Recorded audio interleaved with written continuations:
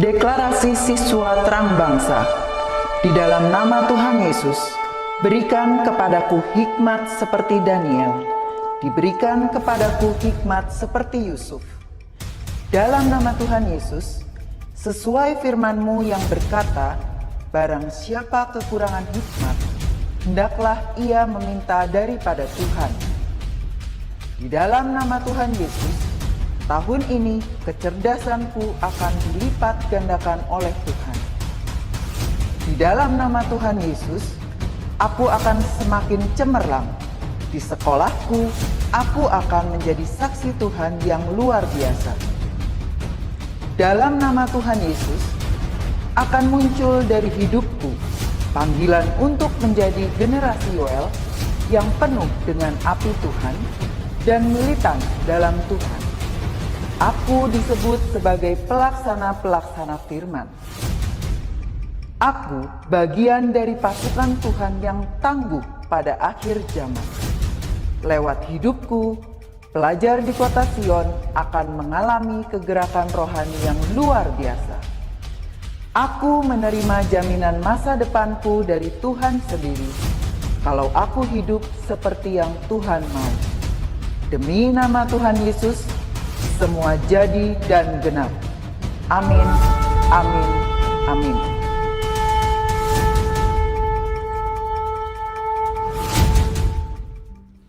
Shalom adik-adik.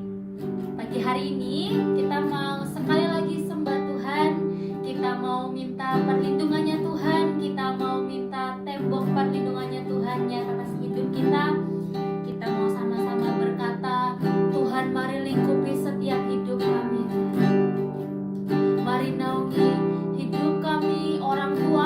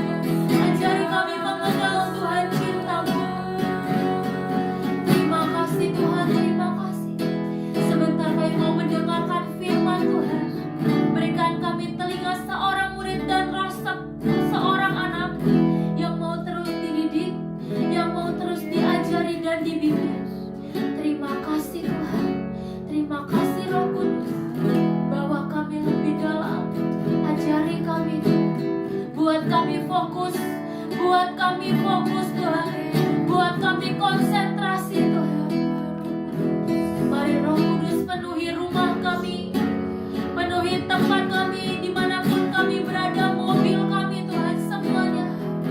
Terima kasih Bapa yang baik, di dalam nama Yesus. Yang siap mendengarkan firman Tuhan, mari sama-sama katakan amin. Shalom adik-adik, selamat pagi. Apa kabarnya nih? Yang pasti baik ya, puji Tuhan. Sebelum kita mendengarkan sharing firman Tuhan, kakak mau cerita dulu nih, kakak mau nanya.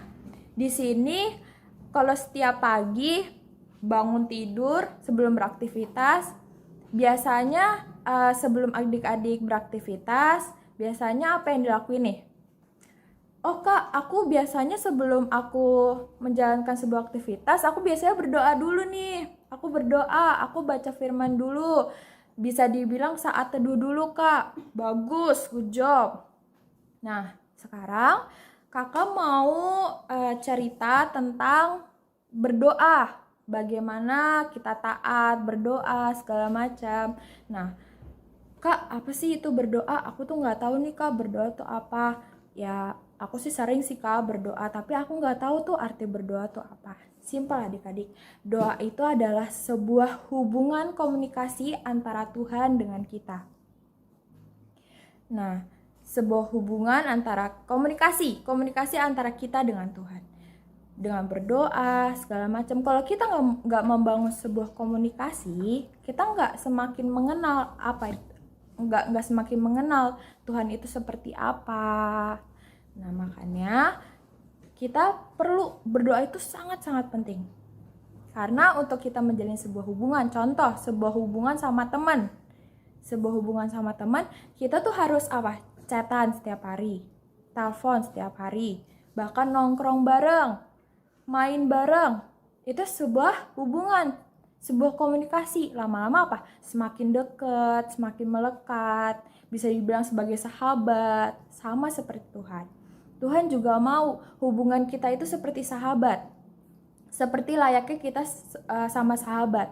Pengen banget melekat. Dengan cara ya kita berdoa, membaca firman, menyembah Tuhan. Gak usah sama temen deh. Kita masuk ke kamar kita berdoa, kita saat teduh, membaca firman sebelum aktivitas dan sebelum tidur. Kalau misalkan adik-adik di rumah ya, kalau siang hari ini udah selesai sekolah, boleh masuk kamar baca Alkitab, firman Tuhan. Itu sangat bagus. Firman Tuhan itu dilayakkan seperti surat cinta dari Tuhan untuk kita. Kalau misalkan adik-adik nih mau ngasih surat ke teman, itu adalah surat cinta gitu. Nah, sama seperti Tuhan. Nah, Alkitab itu bisa dibilang itu surat cintanya Tuhan untuk kita. Makanya kita sering-sering baca, kita sering-sering buka gitu. Itu yang maunya Tuhan. Nah, sebelum itu mari kita buka Alkitabnya di Matius 21 ayat 21 sampai 22. Yuk kita buka sama-sama.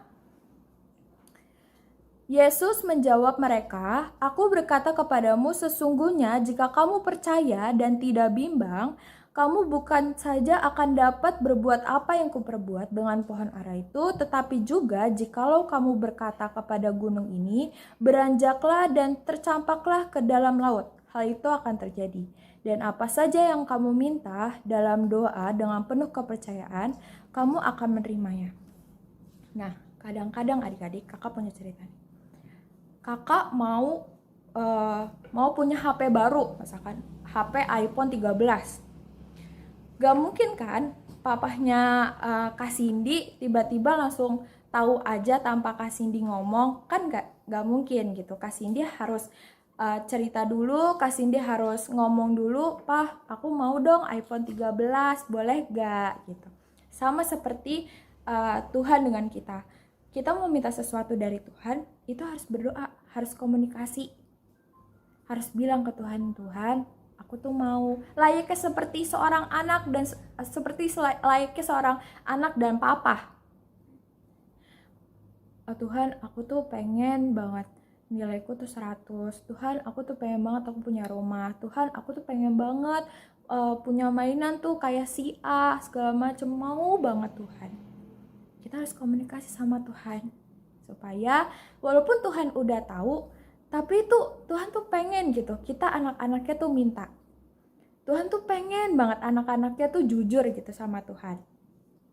Sebenarnya Tuhan udah tahu segala, maksudnya keinginan kita, kebutuhan kita itu Tuhan udah jauh lebih tahu.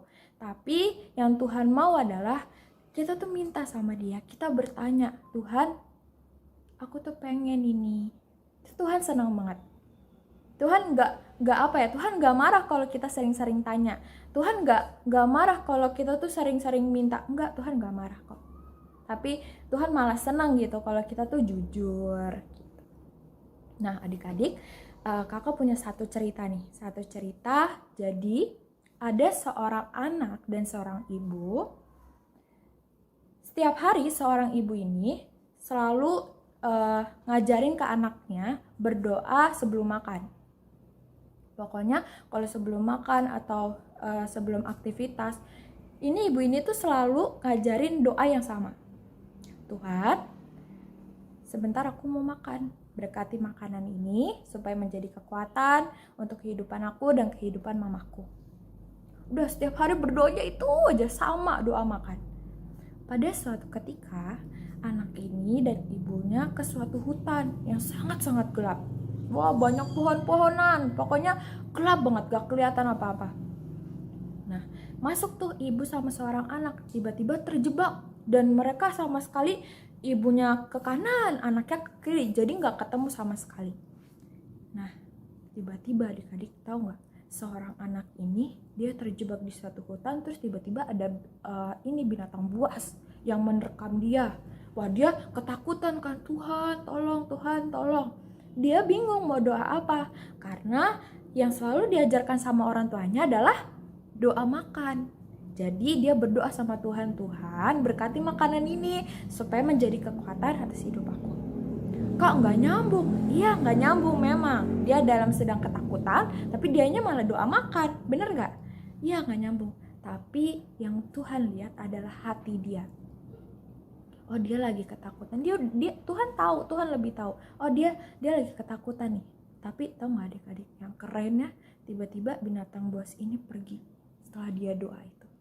Karena apa? Dia doanya sungguh-sungguh. Dia doanya percaya bahwa Tuhan, maksudnya aku tuh nggak gini loh doanya, tapi aku diajarkan sama orang tua aku doanya seperti ini. Jadi ya udah Tuhan. Tapi Tuhan tahu kok isi hati dia yang sebenarnya itu seperti apa gitu. Nah gitu adik-adik. Jadi sebelum memulai sebuah aktivitas, sebelum kita melakukan suatu kegiatan, mau gak sih kita sama-sama mengutamakan Tuhan dulu di setiap kehidupan kita.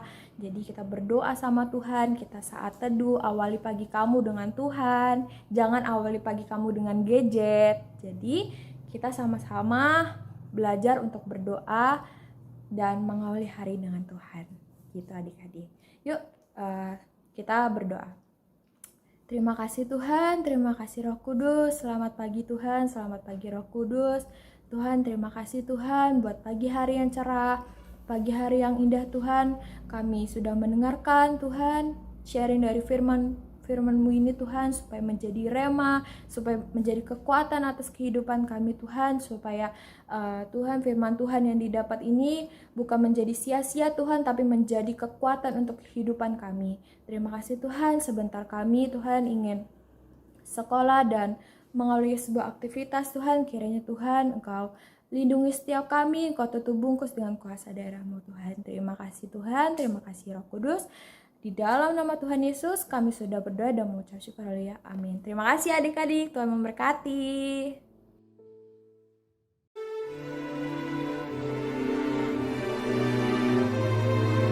Mazmur 91 ayat 1-16.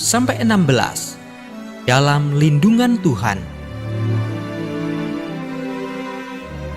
Orang yang duduk dalam lindungan yang maha tinggi dan bermalam dalam naungan yang maha kuasa akan berkata kepada Tuhan, tempat perlindunganku dan kubu pertahananku, Allahku yang kupercayai. Sungguh, Dialah yang akan melepaskan aku dari jerat penangkap burung, dari penyakit sampar yang busuk. Dengan kepaknya, Ia akan menudungi engkau. Di bawah sayapnya engkau akan berlindung. Kesetiaannya ialah perisai dan pagar tembok. Engkau tak usah takut terhadap kedahsyatan malam, terhadap panah yang terbang di waktu siang, terhadap penyakit sampar yang berjalan di dalam gelap, terhadap penyakit menular yang mengamuk di waktu petang. Walau 1000 orang rebah di sisimu dan 10.000 di sebelah kananmu, tetapi itu tidak akan menimpamu. Engkau hanya menontonnya dengan matamu sendiri dan melihat pembalasan terhadap orang-orang fasik. Sebab Tuhan ialah tempat perlindunganmu, yang maha tinggi telah kau buat tempat perteduhanmu. Malapetaka tidak akan menimpa kamu, dan tulah tidak akan mendekat kepada kemahmu. Sebab malaikat-malaikatnya akan diperintahkannya kepadamu untuk menjaga engkau di segala jalanmu. Mereka akan menatang engkau di atas tangannya, supaya kakimu jangan terantuk kepada batu. Singa dan ular tedung akan kau langkahi. Engkau akan menginjak anak singa dan ular naga. Sungguh, hatinya melekat kepadaku, maka aku akan meluputkannya. Aku akan membentenginya, sebab ia mengenal namaku. Bila ia berseru kepadaku, aku akan menjawab. Aku akan menyertai dia dalam kesesakan. Aku akan meluputkannya dan memuliakannya. Dengan panjang umur akan kukenyangkan dia, dan akan kuperlihatkan kepadanya keselamatan daripadaku. Amin.